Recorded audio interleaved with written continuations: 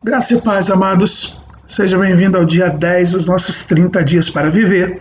Aqui é o pastor Wagner Powell. E antes da gente continuar nossas meditações, eu gostaria de orar por vocês.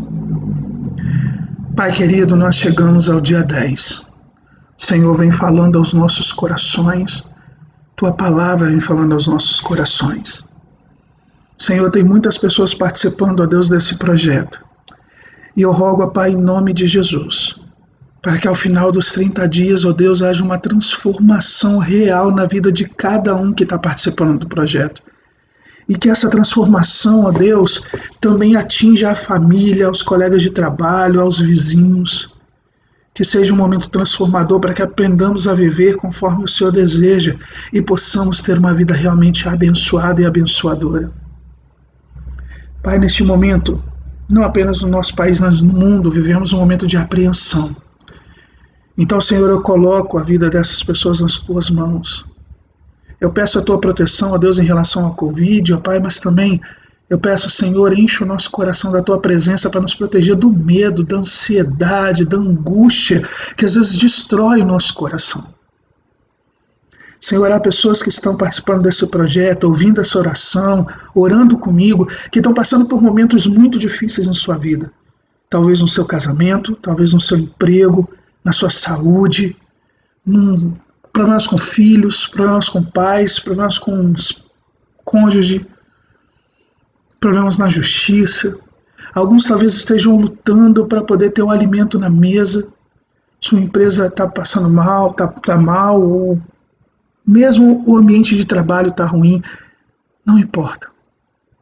Eu sei que o Senhor é maior do que qualquer problema. Sei que o Senhor é maior do que qualquer coisa que possa atingir a vida deles. Por isso, Pai, eu entrego cada uma dessas vidas nas Tuas mãos. Cada pessoa, cada nome, cada coração, cada mente, cada situação. E eu rogo, Senhor, que cada uma dessas pessoas encontre a resposta que só o Senhor pode dar. Derrama da Tua graça em seus corações. Derrama do Teu amor em suas vidas. Faça-os sentir amados por Ti e cuidados por Ti. Eu rogo por suas famílias, também abençoe suas famílias, Pai. Em nome de Jesus eu oro. Amém. Vamos ao dia 10? Hoje a gente vai meditar sobre oceano, explorando as profundezas do perdão. George Herbert nos diz: quem não consegue perdoar destrói a ponte sobre a qual terá que passar. Martin Luther King Jr. certa vez disse: quem é destituído do poder de perdoar não tem poder de amar. Quando vou à praia, percebo que muitas pessoas visitam o litoral, mas não entram na água. Ficam simplesmente deitadas em toalhas e esteiras, assando e dando emprego aos dermatologistas. Outras entram no mar e brincam um pouco, chegando talvez a ficar com a água na cintura, mas nunca se aventuram a ir longe da areia. Talvez existem os que levam as coisas um pouco mais a sério. Colocam máscara, pé de pato, respirador e aparentemente vão até o fundo, mas mesmo assim estão apenas na superfície. Eu e minha família gostamos muito de mergulhar há alguns anos atrás. Fizemos um curso de mergulho. Seja para ver navios naufragados ou tubarões, bem, talvez não tubarões para mim. Gostamos muito de explorar o mundo subaquático que cobre mais de 2/3 da superfície da Terra. Aprendi logo de início que um mergulhador pode descer com segurança até cerca de 40 metros. Mas no primeiro momento, isso parece fundo demais. Mas pense um pouco. O lugar mais profundo dos oceanos são as fossas de Marianas, com quase 11 mil metros de profundidade. São 11 quilômetros para baixo. E nós podemos mergulhar apenas 40 metros. Mesmo com submarinos, a maior parte do oceano é profunda e vasta demais para ser explorada. O amor de Deus é semelhante. Normalmente brincamos apenas um pouco na superfície, mas Ele oferece um nível completamente diferente de profundidade na vida. Se tivesse apenas um mês para viver, aposto que a maioria das pessoas acabaria aventurando-se em águas mais profundas, percebendo que a única maneira de estar em paz é confessar os pecados e sentir o perdão e a misericórdia que Ele tão gratuitamente nos oferece. Os pecados, as falhas e os fracassos não desaparecem sozinhos. Ou nós o confessamos ou o suprimimos. No cotidiano atribulado é fácil suprimir erros e negá-los, mas se tivéssemos o final em vista, perceberíamos que não há como esperar muito mais tempo. A chave para a maneira como vivemos nesta terra resume-se basicamente como experimentamos o perdão e a como o estendemos a quem está ao nosso redor. Então reflita comigo. Se você tivesse apenas um mês para viver, pelo que você pediria perdão? A quem você pediria perdão? E quem você precisa ou precisaria perdoar se você estivesse próximo da morte?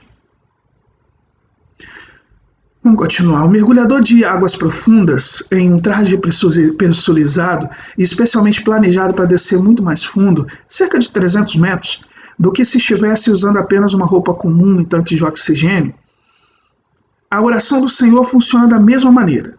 Ela nos permite ir muito mais fundo e assim chegar ao cerne do que mais importa, o perdão. Talvez você já saiba de cor, mas considere a maneira como Jesus a explica. Em Mateus 6, de 9 a 15, Jesus diz assim: Vocês orem assim: Pai nosso que estás no céu, santificado seja o teu nome. Venha o teu reino, seja feita a tua vontade, assim na terra como no céu. Dai-nos hoje o pão nosso de cada dia. Perdoa as nossas dívidas, assim como perdoamos aos nossos devedores. E não nos deixe cair em tentação, mas livra-nos do mal. Pois se perdoarem as ofensas uns dos outros, o Pai Celestial também lhes perdoará. Mas se não perdoarem uns aos outros, o Pai Celestial não lhes perdoará as ofensas. Por mais familiar que essa passagem possa ser para você, com frequência realmente consideramos o que estamos orando? Nós realmente queremos que Deus responda a parte em que oramos: perdoa as nossas dívidas, assim como perdoamos aos nossos devedores? Quero realmente que Deus me perdoe da maneira como eu perdoo os outros? Todos nós queremos ser perdoados. Mas quando se trata de perdoar os erros cometidos contra nós, a história parece que fica diferente. A ferida que dói, a profundidade da dor, da traição, da decepção, é muito difícil conceder perdão. É como tentar ver claramente nas profundezas do mar. Para ver qualquer coisa abaixo da superfície do oceano, você precisa de uma máscara. Para perdoar alguém, é preciso ver abaixo da superfície também. Na superfície não há razão lógica para perdoar alguém que me feriu. Mas quando olho abaixo da superfície, a Bíblia me dá boas razões para perdoar. A primeira é que Cristo ordena isso. Se você dedicou a vida a conhecer a Jesus Cristo, sabe que o perdão não é uma ficção. Paulo disse em todas as letras: perdoem como o Senhor lhes perdoou, Colossenses 3,13. Na Bíblia, o perdão não é uma simples sugestão, é um mandamento. Se você quer seguir a Jesus, lembre-se de que perdoar é uma ordem. Por mais difícil e emocionante, desafiador que seja o perdão, todos nós temos que praticá-lo. Devemos escolher fazê-lo, repetidamente, se necessário. Nossos sentimentos e as consequências das injúrias que sofremos podem permanecer, mas somos ordenados a perdoar por uma simples razão: nossa própria sobrevivência depende disso. Se tentar chegar ao fundo do oceano sem o traje adequado para esse tipo de mergulho, você não vai sobreviver. Quanto mais fundo desce, mais pressão sobre o corpo sente, pois a água naturalmente é mais densa do que o ar. Se você continuar a descer, sofrerá tanta pressão que seus pulmões vão entrar em colapso e seu corpo será esmagado. Do mesmo modo, você não vai sobreviver se tentar viver sem perdoar. É essencial que perdoemos para nosso próprio bem. Do contrário, vamos nos afogar em amargura. Quanto mais fundo você mergulhar no oceano do ressentimento, mais sentirá a pressão e o estresse. Por fim, a pressão ficará tão grande que seus relacionamentos, sua alegria, sua saúde serão esmagados. As pesquisas realizadas nas áreas médicas e psicológicas revelam que a amargura e o ressentimento têm efeitos devastadores. Achamos que se não nos agarrarmos às nossas feridas, estaremos retribuindo a pessoa que nos feriu. Mas isso é um absurdo, isso causa, na verdade, muito mais sofrimento a nós mesmos. É como se você tomasse o veneno e esperasse que a outra pessoa que morresse. Se quisermos desfrutar a vida plenamente, nós temos que nos livrar da amargura. Por isso eu convido você a meditar mais uma vez. Como você tem sentido os resultados da amargura da vida?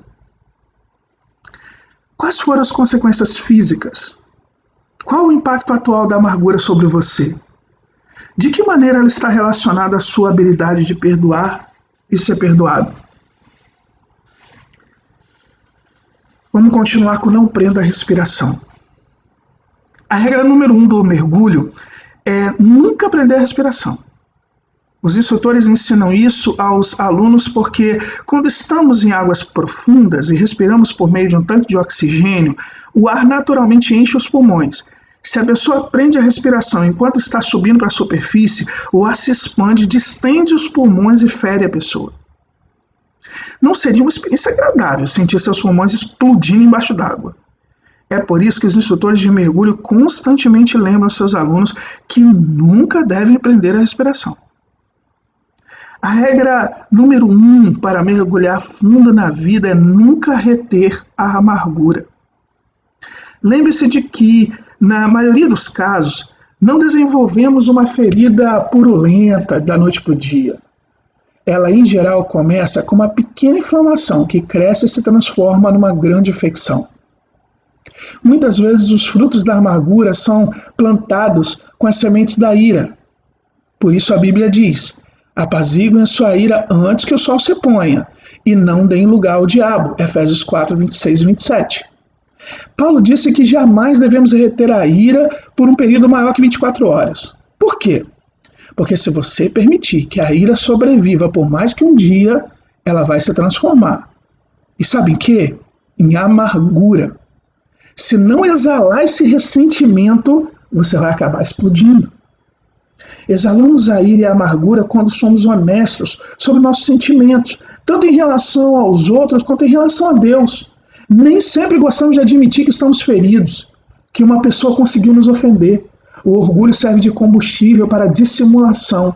Embora por dentro estejamos fervendo, se nossa ira não for trabalhada, ela logo vai se transformar numa amargura maligna. Às vezes, não se trata de sermos feridos pelas outras pessoas. Estamos furiosos com Deus, pensamos assim: Deus, eu estou irado com o Senhor por permitir isso, o Senhor poderia ter impedido isso porque é o Todo-Poderoso, mas o Senhor deixou acontecer isso em última análise, o Senhor que é o responsável. Então nós suprimimos os nossos sentimentos porque pensamos que não devemos ficar irados com Deus. Mas Deus é suficientemente grande para lidar com a nossa ira. Além do mais, de qualquer maneira, Ele sabe que nós estamos bravos com Ele. Eu costumava achar que, se admitisse que estava irado com Deus, Ele provavelmente me atingiria com raio. Ele não faz isso. Ele nos ama de maneira como somos e quer que derramemos nosso coração diante dEle. Que admitamos nossos sentimentos e digamos: Deus, eu estou bravo, eu estou irado, eu estou irritado com isso, por que o Senhor permitiu essas coisas? Eu não entendo. Precisamos expressar nossos sentimentos a Deus e orar dizendo: Deus, eu confio que o Senhor sabe o que é melhor.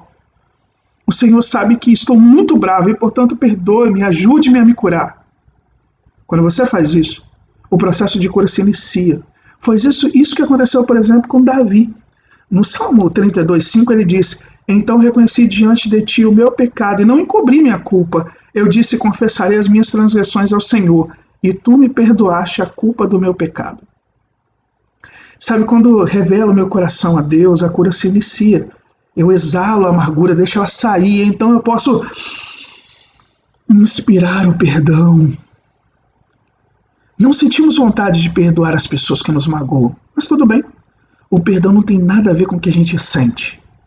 Perdoamos porque tomamos uma decisão consciente e dizemos a Deus: eu perdoarei essa pessoa por meio do teu poder, Senhor, porque o Senhor me ordenou isso e por isso é para o meu próprio bem.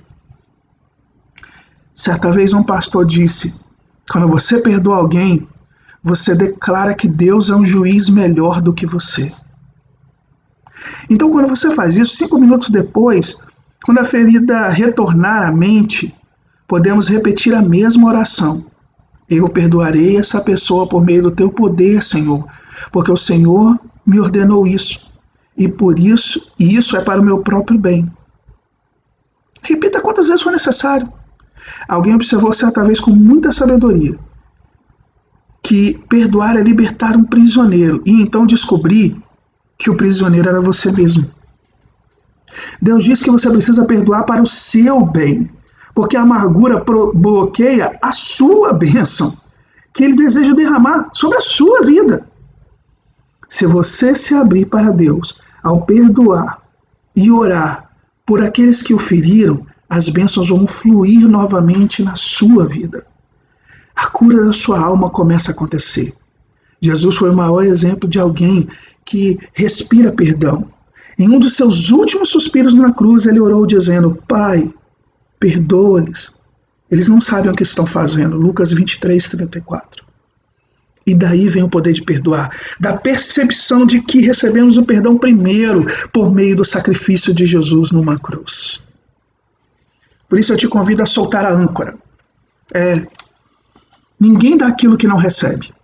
Sabemos que recebemos perdão, mas não entendemos de fato a profundidade e a misericórdia de Deus, o que dificulta o ato de perdoar outras pessoas. Se eu conseguir entender um pouco como Cristo me perdoou, será muito mais fácil perdoar os outros que me feriram. Quando não pedimos nem abraçamos o perdão que tão livremente nos é dado, começamos a afundar. Então pensa nisso. Nossos erros, pecados e fracassos do passado, como uma grande âncora que nos puxa para baixo. Algumas pessoas estão de tal modo acostumadas a arrastar essa âncora de culpa atrás de si que dificilmente lembram que ela existe. Todavia, seus efeitos são devastadores. Eles trazem ansiedade, depressão, insônia, hipertensão, úlcera. A culpa pode envenenar todas as áreas da sua vida. A boa notícia é que, por causa do presente de Deus, você não tem que arrastar por aí essa âncora de culpa que leva para baixo. De novo terás compaixão de nós, pisarás nossas maldades e atirarás todos os nossos pecados nas profundezas do mar. Malaquias 7:19 nos diz a Bíblia. Quando você leva sua âncora de culpa até Deus, Ele remove essa âncora de culpa de você e lança no mais profundo do oceano do perdão do Pai. Enquanto não sentir a plenitude da graça e do perdão de Deus, você nunca será capaz de perdoar plenamente os outros.